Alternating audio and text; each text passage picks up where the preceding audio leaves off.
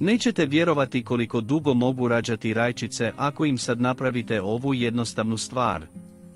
Dok drugima u kolovozu biljke već venu, kod vas će i dalje biti crvene, zrele, mirisne i kao iz časopisa. I to bez ikakvih kupovnih gnojiva, bez kemije i bez puno muke.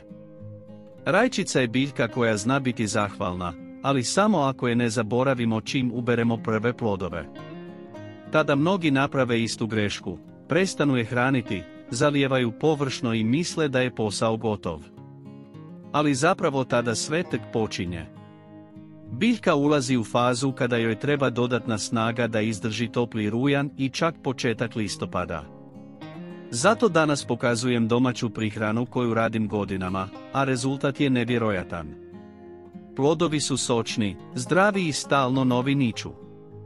Tajna je u par prirodnih sastojka koja zajedno čine čudo, hrane plod, jačaju korijen i odbijaju štetočine.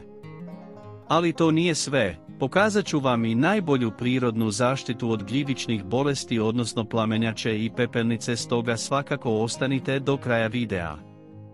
Bilo bi nam drago da podržite kanal lajkom i pretplatom jer svaki tjedan dijelim provjerene trikove koji daju stvarne rezultate. Pretplata je potpuno besplatna, hvala vam. Za početak koristimo žlicu zobenih pahuljica koje ćemo samljeti u što sitniji prah. Iako ih većina ljudi povezuje isključivo s doručkom, zobene pahuljice mogu biti pravo malo blago i za biljke.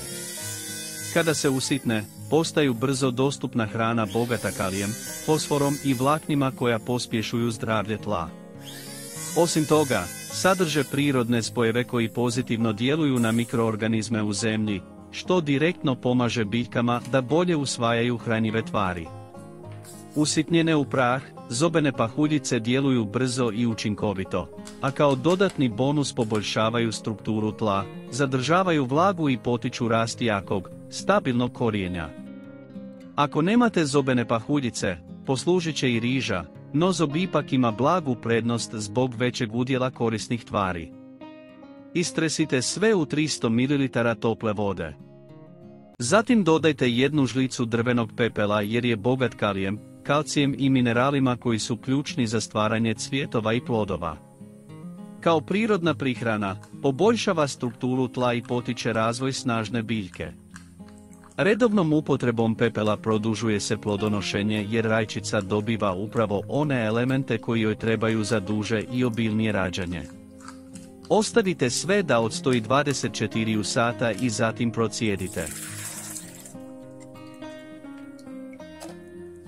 Na kraju dodajte 100 ml mlijeka koje je bogato kalcijem, proteinima i vitaminima koji pomažu razvoju snažnih i zdravih biljaka. Kada se koristi kao prihrana, jača korijen i potiče bolju apsorpciju hranjivih tvari iz tla. Time se rajčicama produžuje plodonošenje jer biljka duže ostaje snažna i otporna.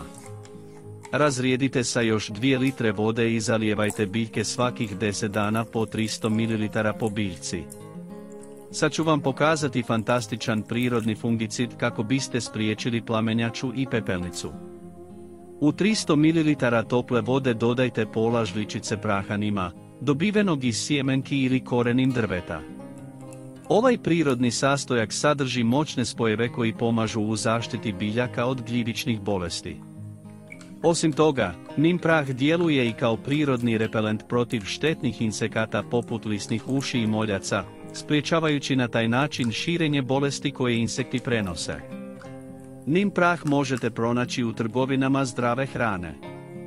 Zatim u smjesu dodajte jednu žlicu sodi bikarbone, poznate po svojim antimikrobnim svojstvima koja pomažu u kontroli gljivičnih infekcija. Soda bikarbona također pomaže u održavanju optimalne pH vrijednosti na listovima, što otežava razvoj bolesti poput pepelnice. Kao zadnji sastojak koristite pola žlice češnjaka u prahu. Za razliku od svježeg češnjaka, prah se lakše razrjeđuje u vodi i sadrži prirodne tvari koje djeluju protiv gljivica i odbijaju štetočine. Pomiješajte sve sastojke u vodi i ostavite da odstoje 6 sati. Nakon toga procijedite i razrijedite smjesu s 2 litre vode. Prskajte biljke svakih 10 dana, posebno nakon kiše, koristeći oko 200 ml pripravka po biljci. Pogledajte i naš sljedeći video na ekranu. Hvala vam i pozdrav!